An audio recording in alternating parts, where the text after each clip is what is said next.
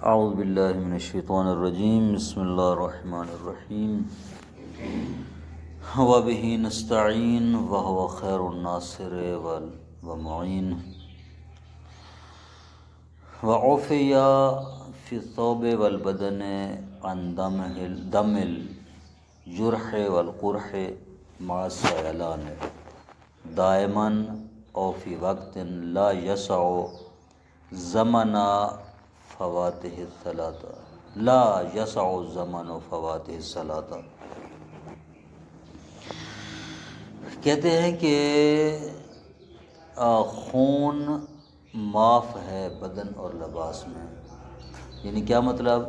یعنی خون کے ساتھ بدن اور لباس اگر نجس ہو جائے، بدن لباس پہ خون لگا ہوا ہو تو آپ نماز پڑھ سکتے ہیں۔ کون سا خون؟ ان دم الجرح والقرح، زخم اور پھوڑے کا خون۔ جرح جراحت سے زخم، قر کراحت سے ہے پھوڑا۔ زخم اور پھوڑے کا خون معاف ہے۔ کب؟ مع السیلان، جب یہ بہہ رہے ہوں، رکے نہ، رکنے والے نہ ہوں، بہہ رہے ہوں، بہتے رہتے ہوں۔ دائماً، ہمیشہ بہتے رہتے ہوں، کبھی بھی نہ رکتے ہوں۔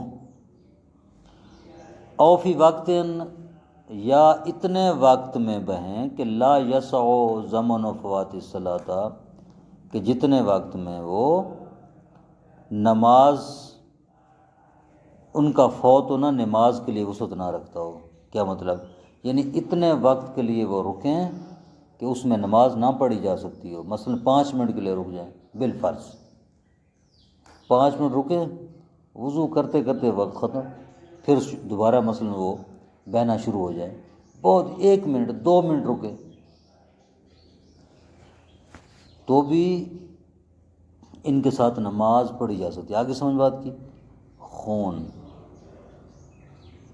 زخم اور پھوڑے کا خون ہمیشہ بہہ رہا ہو، بالکل ہی نہ رکے، یا اتنی دیر رکے کہ اس دیر میں نماز بندہ اس کو پاک کر کے نہ پڑھ سکتا ہو، تو اسی خون کے ساتھ نماز پڑھی جا سکتی ہے۔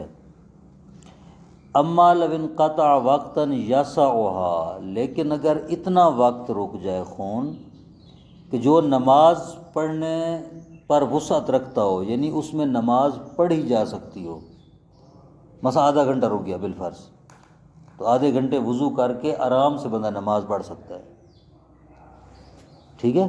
تو فقد استقرب المصنف رحمہ اللہ فی الذکر وجوب الازالۃ لانتفاء الضرر۔ تو جناب مصنف رحمۃ اللہ علیہ نے ذکر میں کہا ہے، فرمایا ہے کہ واجب ہے اس خون کا ازالہ کرو، دھوو، پاک کرو، پھر نماز پڑھو۔ کیوں؟ لانتفاء الضرر، یہاں پر کوئی ضرر نہیں ہے، ضرر منتفی ہو گیا ہے۔ ضرر کب تھا؟ جب بہہ رہا ہے، اس کو بند نہیں کر سکتے، روک نہیں سکتے، پاک نہیں کر سکتے، ضرر ہے نا، تکلیف ہے۔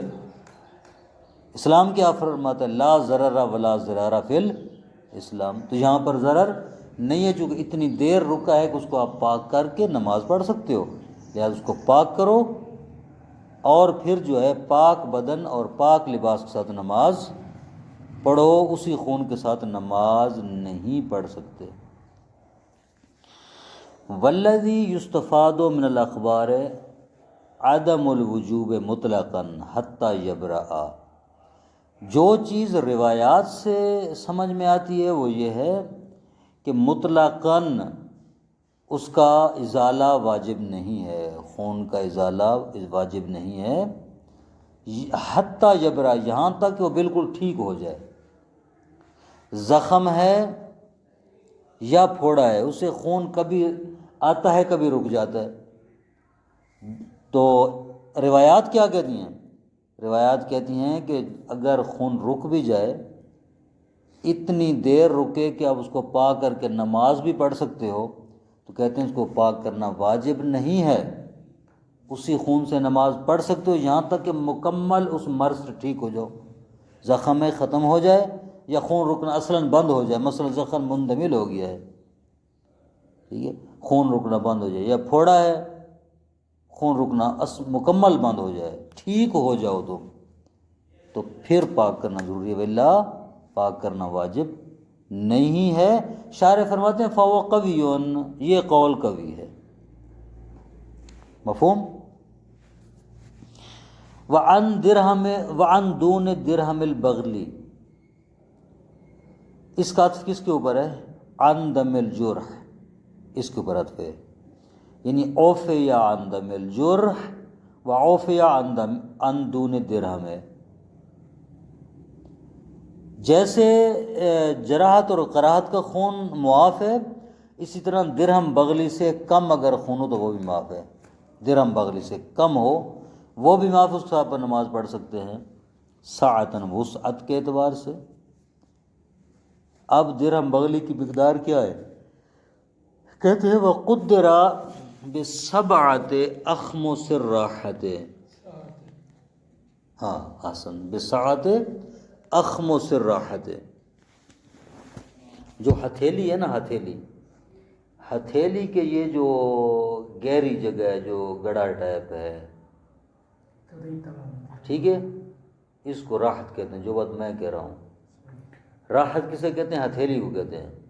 ہتھیلی کے یہ جو گڑھا ہے، نیچی جگہ ہے، جس کو مثلا آپ ایک برابر جگہ پر لگائیں تو زمین پر نہیں لگتی عام طور پر، اس کو کہتے ہیں اخمس الراحہ۔ اس جگہ کے برابر جو خون ہو، ٹھیک ہے نا جی، اس کو کیا کہتے ہیں؟ درہم بغلی۔ اس سے اگر کم خون ہو تو وہ خون معاف ہے، اس کا نماز پڑھی جا سکتی ہے۔ ایک بات، دوسری واب عقد الابہام العلیہ، یہ درہم بغلی کی تفسیر کر رہے ہیں۔ درہم بغلی کی پہلی تفسیر ہے یہ ہے کہ درہم بغلی کہتے ہیں اتنی مقدار میں خون ہو کہ جتنی یہ مقدار ہے ہتھیلی کی نیچی، زمین پر لگائیں، صاف جگہ پر لگائیں، جو جگہ نہیں لگتی گڑھا ہے اتنی مقدار کے برابر اگر خون جسم پر لگ جائے تو کوئی مسئلہ نہیں۔ ایک تفسیر ہے کس بات کی؟ درہم بغلی کی، ایک بات۔ درہم بغلی کی دوسری تفسیر کیا ہے؟ باب عقد الابہام العلیہ، دوسری تفسیر یہ ہے کہ انگوٹھے کا جو اوپر والی گرہ ہے اس کے برابر، اس سے کم اگر خون ہو، برابر نہ، اس سے کم کی بات ہے، دونا درہم ہے، درہم سے کم، اس سے کم مقدار جو ہے خون اگر جسم اور لباس پر لگ جائے تو معاف ہے، اس کے ساتھ نماز پڑھی جا سکتی ہے۔ واب عقد السبابہ، اور تیسری تفسیر جو کی گئی ہے وہ یہ ہے کہ درہم بغلی کہتے ہیں کہ یہ جو سبابہ شہادت کی انگلی ہے، اس کا اوپر والی گرہ جو ہے، ٹھیک ہے، اس کی گرہ کی مقدار سے کم اگر ہو تو وہ کیا ہے؟ ہاں وہ درہم بغلی ہے، وہ پاک نہیں ہے، نماز پڑھ سکتا ہے انسان، پاک نہیں ہے، خون پاک کبھی نہیں ہوتا، ٹھیک ہے، صرف معافی ہے نماز کی حالت میں، اس کو پاک کرنے سے، ایسی بات نہیں کہ معاف ہو۔ ولا منافات، کہتے ہیں کہ ان تینوں تفسیروں میں کوئی آپس میں منافات، جھگڑا، تعارض نہیں ہے۔ کیوں؟ کس لیے؟ بھائی اس کی مقدار اور ہے، ہتھیلی کی مقدار اور ہے، انگوٹھے کے اوپر والی گرہ کی اور مقدار ہے، اس انگشت کی اور مقدار ہے، ظاہر چھوٹے بڑے ہیں نا، انگوٹھے کا جو اوپر والا پورا ہے وہ بڑا ہے، انگلی کا چھوٹا ہے، یہ ہتھیلی جو ہے یہ ان سے شاید زمین پر لگائیں تو پتہ چلے گا یہ چھوٹی ہے یہ بڑی ہے، بر مقدار میں فرق ہے۔ تو کہتے ہیں اس تفسیر میں کوئی منافات بھی نہیں ہے۔ بھائی تین باتیں الگ الگ ہیں، کہتے ہیں لا منافات، کوئی منافات نہیں۔ کیوں؟ لأن مثل هذا الاختلاف يتفق في الدراهم بضرب واحد، کیونکہ اس قسم کا جو اختلاف ہے یہ عام طور پر ہو جاتا تھا، اس کا اتفاق پیش آ جاتا تھا درہم بنانے میں ایک ہی شخص سے، چونکہ اس وقت درہم ہاتھ سے بنتے تھے، یہ سانچے تھوڑی تھے، نہ مشینیں تھیں، ہاتھ سے بناتے تھے، کوئی تھوڑا سا بڑا ہو گیا، کوئی تھوڑا سا چھوٹا ہو گیا، کوئی تھوڑا سا ٹیڑھا ہو گیا، کوئی بالکل سیدھا ہو گیا، تو اس کی مقدار میں فرق تھا درہم جو بنتا تھا چاندی کا، تو اس وجہ سے جو ہے اس میں انہوں نے تفسیر کر دی، تو کوئی مسئلہ نہیں ہے۔ وَإِنَّمَا يُغْتَفَرُ هَذَا الْمِقْدَارُ مِنَ الدَّمِ غَيْرِ الدِّمَاءِ الثَّلَاثَةِ، یہ جو مقدار معاف ہے خون کی نماز میں، اس سے خون نماز پڑھ سکتے ہیں، یہ دماء ثلاثہ کے علاوہ ہے۔ دماء ثلاثہ کون سے ہیں؟ ہاں، حیض، نفاس اور استحاضہ، ان کے علاوہ کی بات ہے۔ وَأَلْحَقَ بِهَا بَعْضُ الْأَصْحَابِ دَمَ نَجْسِ الْعَيْنِ لِتَضَاعُفِ النَّجَاسَةِ، انہی دماء ثلاثہ کے ساتھ بعض علماء نے، اصحاب سے مراد فقہا علماء، بعض علماء نے انہی دماء ثلاثہ کے ساتھ ملا کیا نجس العین کے خون کو، وہ بھی پاک نہیں ہے، اس کی بھی معافی نہیں ہے، چاہے درہم بغلی سے کم بھی کیوں نہ ہو، اس کے ساتھ نماز نہیں پڑھ سکتے۔ کیوں؟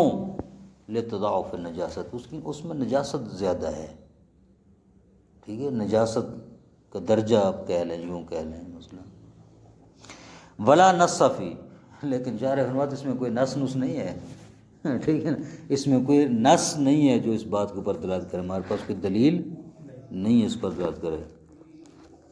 نص دلیل محکم ہوتی ہے نا، وہ نص ہوتی ہے۔ وقضیۃ الاصل تقضی دخولہ فی العموم والعفو عن هذا المقدار مع اجتماعہ موضع وفاق، کہتے ہیں کہ جو قانون ہے، قانون اصل جو ہے، اس کا تقاضا کیا ہے؟ اس کا تقاضا یہ ہے کہ تقتضی دخول فی العموم، اس کو عموم میں داخل کیا جائے۔ یعنی عموم کیا ہے؟ یعنی اس بحث میں کیا کہتے ہیں؟ اس بحث میں کہتے ہیں کہ ہمارے پاس جو عمومات ہیں، عمومات، ٹھیک ہے، روایات، جو عام روایات ہیں، ان میں کیا کہا گیا ہے؟ ان روایات میں بیان ہوا ہے کہ درہم بغلی سے جو کم خون ہے وہ معاف ہے، وہ کیا ہے؟ معاف ہے، وہ عام ہے۔ اب روایت میں جو یہ کہا گیا ہے کہ درہم بغلی سے کم خون اگر آپ کے لباس یا بدن پر لگ جائے تو آپ نماز پڑھ سکتے ہیں، اس میں کہیں نہیں کہا گیا کہ یہ خون کون سا خون ہو، نجس العین کا خون یا غیر نجس العین کا خون ہے، انسان کا خون ہے، حیوان کا خون ہے، اس کے بارے میں کوئی بات نہیں کی گئی۔ جب اس طرح کی کوئی تفصیل نہیں آئی، عام بات ہوئی ہے، تو یہ روایت عام ہو گئی نا، ٹھیک ہے۔ اور جو بھی عام روایت ہوتی ہے، جب اس سے کوئی خاص مطلب لیتے ہیں تو اس کے لیے ایک مقید کا ہونا ضروری ہے، جو اس کی تقیید کرے، تخصیص کرے، مخصص کا ہونا ضروری ہے۔ مخصص ہمارے پاس نہیں ہے، روایات عام ہیں، انہوں نے کہا دم، اب دم نجس العین کو بھی شامل ہے، غیر نجس العین کو کے دم کو بھی شامل ہے، تو لہٰذا عمومات کا تقاضا یہی ہے کہ اس نجس العین کے خون کو بھی اس میں داخل ہونا چاہیے، ٹھیک ہے۔ یعنی اس سے کیا ہے؟